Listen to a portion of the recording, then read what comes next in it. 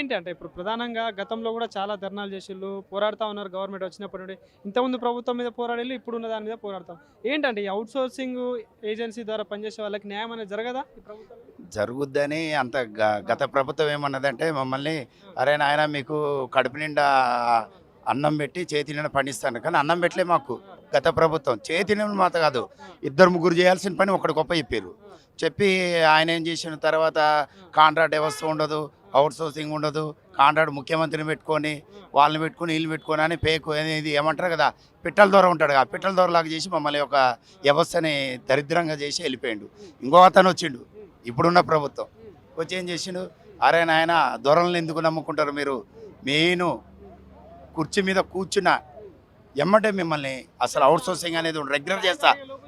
ఛాయ్ తాగడం అంటే ఛాయ్ తాగడం అనేది కాదు, ఇంకోటి కూడా మన ఉత్తమ్ కుమార్ రెడ్డి సారు పిసిసి అధ్యక్షుడు ఉండి ఆయనకి పవర్ సరిపోలేని తీసేసి పిసిసి అధ్యక్షుడు రేవంత్ రెడ్డి సార్కి ఇచ్చారు. మేము వెళ్ళినాం, అందరం వెళ్ళి సార్ మీరు పాదయాత్ర చేస్తున్నారు కదా, మాకేదైనా ఒక హామీ ఇవ్వండి, మీ వెనక మేము ఉంటాం. మమ్మల్ని ఆల్రెడీ ఈ ఉన్న ప్రభుత్వం ఆల్రెడీ మమ్మల్ని ఏం చేయలేకపోతుంది. హరీష్ రావు సార్ని కలిసిన మేము, అవుట్ సోర్సింగా బయటికి వెళ్ళాలి అన్నాడు సిద్దిపేటలో. అదేం సార్ కాంట్రాక్ట్ వాళ్ళని రెగ్యులర్ చేస్తున్నారు కదా, మమ్మల్ని ఎందుకు చేయరు అని మేము అడిగితే, మీరేం లేరా భయ్, పని ఉన్నంత వరకు పని చేస్తాం, అవుట్ సోర్సింగ్ అంటే వెళ్ళిపోవాలి బయటికి అన్నాడు.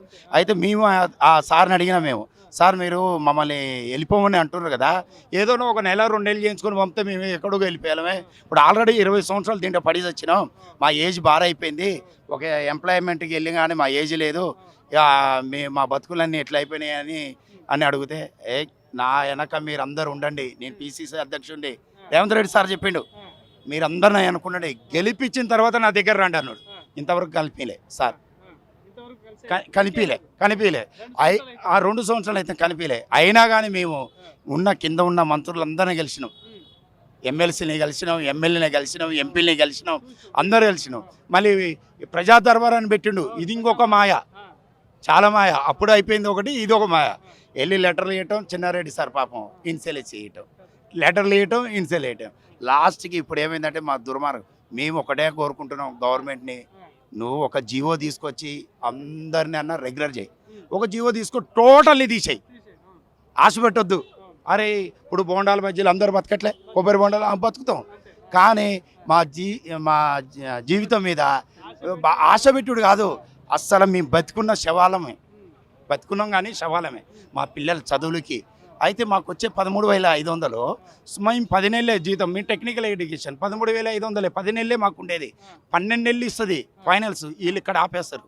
ఏమని ఏజెంట్స్ ఆపరు, డిపార్ట్మెంట్ ఆపుద్ది.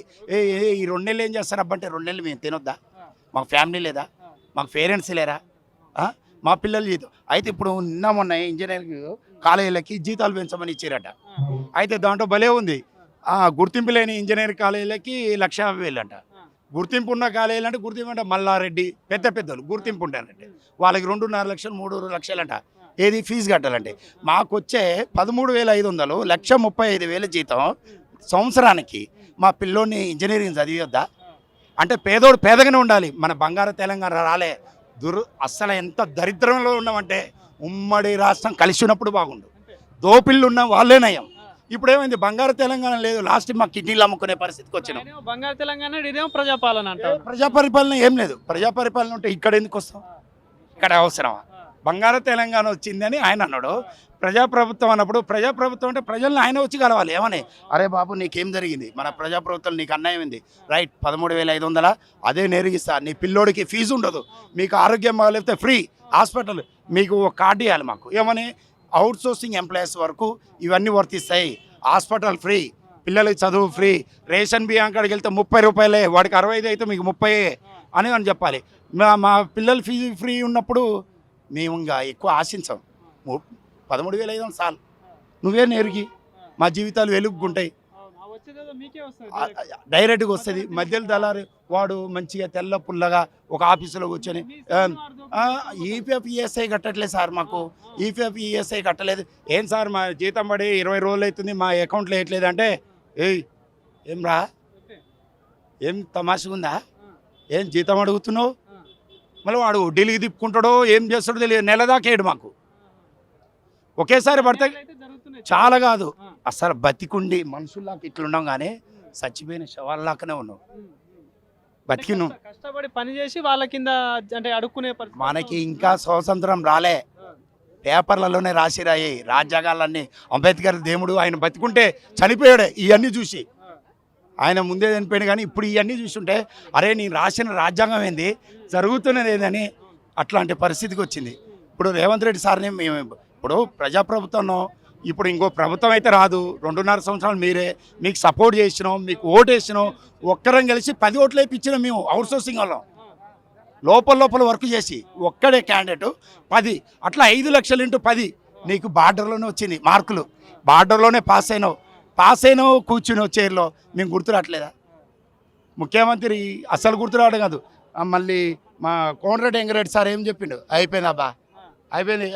మళ్ళీ ఏంది మా ముందు మళ్ళీ డ్రామా ఫోన్ చేసి అన్నా ఎంతవరకు వచ్చింది అవుట్ సోర్సింగ్ది అయిపోతుందా? రైట్ అయిపోతుంది. ఇవన్నీ ఎంత ధర్నాలు చేసినప్పుడు టెంట్ల దగ్గర కూడా వచ్చారు కదా వీళ్ళందరూ, ఇప్పుడు అధికారంలో ఉన్న వాళ్ళందరూ. ఇప్పుడు లేదు కదా. ఇప్పుడు ఇంకో అతను వచ్చిన ఏమని చెప్తాడంటే అరే బాబు న్యాయమడి తిరగండి, మళ్ళీ మన ప్రభుత్వం వస్తుంది. ప్రజాప్రభుత్వం పోయింది, బంగారు తెలంగాణ అందరూ 3 పూట్ల అన్నం తింటున్నాం అనుకుంటారు. అసలు స్వార్థం. ఇది ఇంకా భవిష్యత్తులో ఇప్పుడు రాజకీయం ఎట్లుందంటే తయారైంది. గలీజ్గా అనకూడదు కానీ రాజకీయం అంటే ఒక మాట మీద ఉండే పొజిషన్ లేదు. ఇంకోటి వాళ్ళ ఫ్యామిలీని కాపాడుకోవడానికి వస్తారు తప్ప ఈ ప్రజలు ఫ్యామిలీలు ఉన్నాయి, ప్రజల్ని కాపాడాలని ఎవరైతే ముందుకు రావట్లే. ఇంకోటి ఏంటంటే ఎవరిలో మనుషుల్లో నమ్మకం చచ్చిపోయింది. ఇప్పుడు ఇట్లా అయిపోయింది కదా. రేపు పొద్దున్నే వస్తుంది మళ్ళీ టీవీలలో. మొన్న వచ్చింది V6లో ఏప్రిల్ 1 నుంచి నేరుగా జీతాలు అన్నారు. నిన్న 35,000 మందిని తొలగిస్తారు అని వేసారు. అది నిజమా ఇది నిజమా? ఆడుకోవటం కాదు, మన తెలంగాణ వచ్చి రావటమే దరిద్రం, తెలంగాణ తెచ్చుకోవటమే దరిద్రం. ఉమ్మడి రాజధాని ఉన్నప్పుడే బాగుంది, అందరం కలిసి ఉన్నప్పుడే. ఇప్పుడు వాళ్ళు ఏం లేదు, ఏమైంది జగన్ ఏం చేసిండు, ఎలక్షన్లు వచ్చేసిండు, వాళ్ళు అడగలే. మాలాకి ఇక్కడ కూర్చోలే, మాకు ఆకలి అవుతుంది అడగలే. ఎందుకంటే వాళ్ళు ఉమ్మడి రాష్ట్రం ఉన్నప్పుడు హైదరాబాద్లో పెట్టుబడులు పెట్టినాం, హైదరాబాద్లో రాజధాని గుంచేసుకున్నారు. మన కాడ ఏం లేదనే సంగతి మనకు తెలుసు, వాళ్ళకి తెలుసు. మన దగ్గర అందరూ ఏమంటారు, తెలంగాణలో మిగులు బడ్జెట్ ఉంది, ఇంటికి ఒక జాబ్ వస్తుంది, నీళ్ళు మన ఇంట్లోకి వస్తాయి, నిధులు వస్తాయి, బంగారం అంతా మూటల మీద కూర్చుంటాం అనుకున్నాం. కాదు, బంగారం పోయింది, ఎవడు పోయింది? ఆంధ్రోళ్ళు తీసుకెళ్ళే పాపం వాళ్ళు అనవద్దు. మన తెలంగాణలో కుప్పేసుకోరు, మన ఆంధ్రోళ్ళు తీసుకెళ్ళి అనవద్దు. వాళ్ళు ఏం అడగమందికి ఏజెన్సీలు అందరూ రద్దు చేసి ఒక కార్పొరేషన్ పెట్టి ఏది కలిసి ఉందాం రా అరే అందరం ఐక్యతగా ఉందాం అన్నోళ్ళు వాళ్ళు కడుపు నిండా అన్నం పెడతారు. ఫస్ట్ తారీఖు జీతం పడుతుంది, ఫస్ట్ తారీఖే జీతం పడుతుంది. పెన్షన్ ఇంటికి వచ్చి డోర్ కొట్టి ఇస్తారు. ఇక్కడ పెన్షన్ భలే ఉంది ఇస్తారు అని అంటారు. ఎప్పుడు ఇస్తారు అనుకున్నావు? 29వ తారీఖు ఇచ్చేకి ముసలిలో డేట్ మర్చిపోతారు. ఆ డేట్ మర్చిపోయాలకే 1వ తారీఖు వస్తుంది కదా, ఎమ్మటే ఈ నెల ఇచ్చిర్లు అనుకుంటారు. పాపం కాదు, మధ్యలో అతను పెద్ద డ్యామ్ కట్టిండు కదా, ఎవరు? కాళేశ్వరం డ్యామ్, చాలా పెద్ద డ్యామ్ అది. తెలంగాణ మొత్తం నీళ్ళు బారుతున్నాయి. ఇప్పుడు ఎండాకాలం అందరికి ఇంత దాహం అనేది తెలియదు. ఆయన ఏం చేస్తుండు, పెన్షన్ వాళ్ళే 4 నెలలు దొబ్బిండు పాపం. ఎట్లా మీకు ఏదో కార్డు ఇస్తా, మీ అకౌంట్లో పడుతుంది, నేరుగా పడుద్ది, దీంట్లో అంతా కొద్దిగా బోకస్ ఉన్నాయి, అవి ఉన్నాయి 4 నెలలు. ఇంకా ఈ ప్రజాప్రభుత్వం అనేది రేవంత్ రెడ్డి సార్ గైడ్లైన్స్ ఎవరు ఇస్తారో తెలియదు కానీ ఆయనకు ఒక చరిత్ర ఉండాలంటే, రాజశేఖర రెడ్డి ఉన్నాడు, ఒక స్టేజ్ ఎక్కిందంటే ఆరోగ్యశ్రీ అదురుబుట్టేదంట. రోషయ్య సార్ అన్నాడు, అని అమ్మ ఆర్థికంగా నేను మంత్రి ఉంటే నాకు అదురుతుంది, నేను స్టేజ్ ఎక్కినప్పుడు ఏం మాట ఇస్తాడో, ఏం సైన్ పెడతాడో, ఇక్కడ డబ్బులు లేవు ఏం లేవు అని. ఇక్కడ ఆ చరిత్ర ఉండాలంటే అందరికీ బ్రాండ్ ఉంది, కేసీఆర్కి కూడా ఉంది. కేసీఆర్కి ఏం బ్రాండ్ ఉంది? కేసీఆర్ బ్రాండ్ ఉందంటే కేసీఆర్ ఇంటే ఎవరు చనిపోలే, ఆ బ్రాండ్ కాదు. ప్రజల్లో ఉప్పెన లేపి విద్యార్థుల్ని, కూలి పనులు చేసుకున్న వాళ్ళని, రైతుల్ని అందరిని తగలబడి చావంటారా, నేను కుర్చీ మీద కూర్చుంటాను ఉద్యోగం తెచ్చిండు. ఈయనకు కూడా చరిత్ర ఉండాలంటే పేదోడు ఎవడున్నాడు, ఇల్లు లేనివాడు ఎవడున్నాడు, ఆకలి మంటతో ఎవడున్నాడు ఏందని ఈయనకు వచ్చిందనుకో రేవంత్ రెడ్డి సార్కి బ్రాండ్గా ఫిక్స్ అవుతాడు. ఈయన ఏంది అవుట్ సోర్సింగ్ ఎందుకు అబ్బా, నేర్గిద్దాం 13,500 మనమే నేర్గిద్దాం. వాళ్ళ పిల్లలు ఎవరైనా ఉంటే ఫ్రీ చదువు చదివిద్దాం, వాళ్ళ ఇంట్లో ఫ్యామిలీలో ఆరోగ్యం బాగాలేకపోతే ఫ్రీ హాస్పిటల్ చూద్దాం, మాకు ఎక్కువ జీతం. అరే నాయన మాకు 22,000 జీతం వస్తుంది, చేతికి వచ్చాక 13,500. ఆ మిగతా డబ్బులు మీరే వాడుకోండి, ఏజెన్సీకి ఎందుకు ఇవ్వాలి? అయ్యే 9,000 మీరు రైతులకి, విద్యార్థులకి, పేదవాళ్ళకి పంచండి. ఇంకొక స్కీమ్ పెట్టు, వైద్య విద్య ఫ్రీగా ఇస్తే మేము రోడ్డే ఎక్కం. నువ్వు ఏదో ఇస్తావు, 100 మందిలో 10 మందికి ఇచ్చి ఫోటోలు దిగి ఛానళ్ళు ఇచ్చి 90 మంది రోడ్డు మీద పడతారు. ఆ 90 మంది, ఈ 10 మందికి కూడా ఇట్లా చెక్కులు ఇచ్చి చెక్కులు తీసుకుంటారు, అవి కూడా తెలుసు. ఇవన్నీ ప్రజాప్రభుత్వం వాళ్ళకి గైడ్లైన్స్ ఎవరు ఇస్తారో కానీ రాష్ట్రం అయితే నాశనానికి వచ్చింది. ఇప్పుడు 1000 కోట్లు మహాత్మా గాంధీ చాలా గొప్పోడు. ఆయన 5000 కోట్లు మహాత్మా గాంధీ అడగలే పాపం. ఆయన విగ్రహం లేదు, ఇంట్లో ఫోటో పెట్టుకొని పూజ చేస్తే చాలు. ఆయన విగ్రహం అడగలే పాపం. మా కడుపు నింపమంటున్నాం. ఫస్ట్ మా కడుపు నింపితే ఆయన కోరికలు కూడా అయ్యే ఉన్నాయి. ప్రజలు ఎవరైతే కడుపు నిండా తిండి ఉన్నోడు బయటికి రాడు. అహింస అట్లాగా సార్. అసలు కడుపు నిండా తిండి ఉంటే రోడ్డు మీద ఎందుకు ఎక్కుతాం? మేము ఒక్కొక్కరు అసలు ఎవ్వరు చెప్పుకోలేకపోతారు. కానీ ఈ అవుట్ సోర్సింగ్ ఎంప్లాయీస్ మొత్తం అప్పుల పాలయ్యారు. టోటల్ అప్పుల పాలయ్యి లాస్ట్ మా పరిస్థితి ఎట్లుందంటే, రేపు మార్చి తర్వాత ఉంటామా ఉండమా, అప్లోడు ఇవ్వట్లేక పోరాబాయ్ మీ జాబ్ పోద్దా ఉంటుంది. నువ్వు రెగ్యులర్ ఎంప్లాయీకి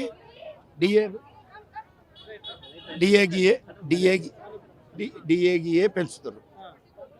వాళ్ళలాగా నాకు 2 పిల్లలు ఉన్నారు, ఒక భార్య ఉంది, ఒక తండ్రి ఉన్నాడు, ఒక తల్లి ఉంది. వాళ్ళకి జీతం సరిపోవట్లేదంట వాళ్ళకి. మేము తెలంగాణలో కదా, తెలంగాణ మేము ఓటు వేయలేదా? ఇంకోటి మేము ఏమన్నా టెర్రరిస్టులమా? వేరే దేశం నుంచి వచ్చినామా? ఏమైనా నాశనం చేయడానికి వచ్చినా? అరే నక్సలైట్లు నిన్న లొంగిపోతే వాళ్ళకి అరే జనాల్లో పెరుగురా భయ్, 5 ఎకరాలు భూమి ఇస్తా, జాబ్ ఇస్తా, బంగ్లా కడతా అంటుండు. అంటే మేము కూడా అట్లా చేయాలా లాస్ట్కి? మాకు అనిపిస్తుంది. ఇప్పుడు మా పిల్లల్ని చదివించుకోలేము, చదువు లేదు, ఫీజు కట్టలేము అంటే పిల్లలు ఆత్మహత్య చేసుకునేటట్టున్నారు. తోటి విద్యార్థుల మధ్య లేచి నువ్వు ఫీజు కట్టలేదంటే ప్రాణం వద్దు వాళ్ళకి. నేను మరి ఏదో ఒకటి చేసుకొని చచ్చిపోవాలి. తెలంగాణ ఇప్పటికైనా ప్రభుత్వం అందరి మీద అసలు పూర్తిగా తెలుసుకోవాలి. అసలు కడుపులో ఆకలి ఉన్నోని పిలిపించుకోవాలి. అరే పైన ఉండో పిలిస్తే ఏం లేదు సార్, వాళ్ళ ఊరు బాగానే ఉంది, కడుపు నిండా తిండి తింటారు, 3 పూటలు తిరగంట అరక్క అటు ఇటు నడుస్తారు. తిండి ఎక్కువై నడుస్తారు కొంతమంది. మాకు తిండి తక్కువై బక్క చిక్కిపోయి ఇంకేంది లాస్ట్కి వచ్చేళ్ళకి తెలంగాణ తెచ్చుకోవటం చాలా పాపం చేసిన అని ఇవాళ తెలిసింది. ఇది ఫైనల్.